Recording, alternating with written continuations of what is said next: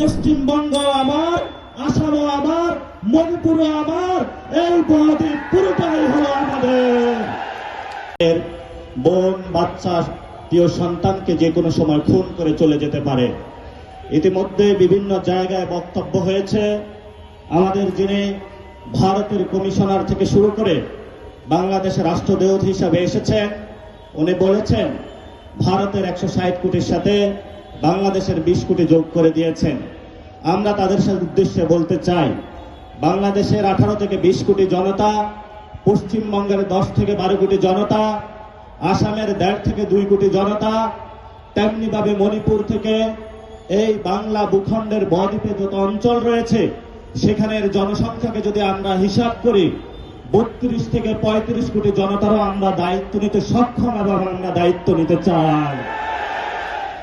যদি তোমরা আমাদেরকে সেই আকাশ দেখাতে চাও যে অভিন্ন আকাশের স্বপ্ন, সেই অভিন্ন আকাশের স্বপ্ন ভঙ্গ তোমরা করেছো 1947 সালে, যখন আমরা একটি ভারত স্বপ্ন নিয়ে বেঁচেছিলাম যে আমরা ঐক্যবদ্ধভাবে ভারতে একই গঙ্গা, একই জলে বসবাস করে, একই পানিতে বসবাস করে নিভৃতে এখানে থাকবো।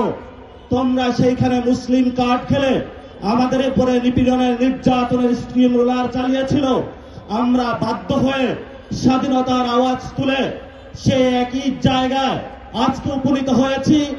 নতুন করে যে স্বপ্ন তুমি আমাদেরকে দেখাচ্ছ, সেই স্বপ্ন তোমরা 47-এ ভঙ্গ করেছ। এই যা ইতিহাস চলে গিয়েছে, নতুন করে মুসলমান এবং বাংলাদেশ ভারতের সাথে একীভূত হওয়ার যে অখণ্ড ভারতের যে স্বপ্ন, সেই স্বপ্নে আমরা কখনো ঐক্যবদ্ধ হব না। এবং তোমরা যে স্বপ্ন দেখো, তোমাদের সেই স্বপ্ন দিবা স্বপ্নেই থেকে যাবে, বাস্তবে কখনো হবে না। যদি বাস্তবে হওয়া সম্ভব, যেটা আমাদেরকে ভাসানী বলে গিয়েছিলেন, পশ্চিমবঙ্গ আমার, আসামও আমার, মণিপুরও আমার, এই বদ্বীপ পুরোটাই হলো আমাদের।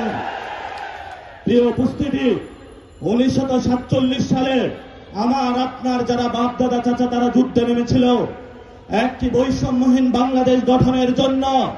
কিন্তু 1971 সালে বাংলাদেশের মুসলমানদের উপরে, বাংলাদেশের মানুষের উপরে সেই বৈষম্যহীন বাংলাদেশ গঠনের পরিবর্তে ভারতের একটি পুতুল সরকার, মুজিববাদী সরকার বাংলাদেশের উপরে আবার চাপিয়ে দেওয়া হয়েছিল।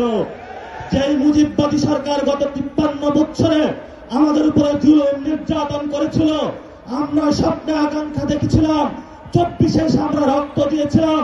ভারতীয় যে বয়ান, সেটা থেকে বের হয়ে একটি স্বাধীন পররাষ্ট্রনীতির মধ্য দিয়ে যাব।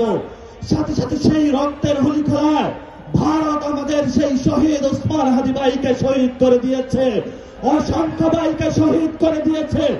নতুন করে যখন আমরা স্বপ্ন দেখেছিলাম মুজিববাদী বয়ান থেকে বের হয়ে বাংলাদেশের একটি স্বপ্ন নিয়ে, ইসলাম এবং সার্বভৌমত্বের আহ্বান নিয়ে আমরা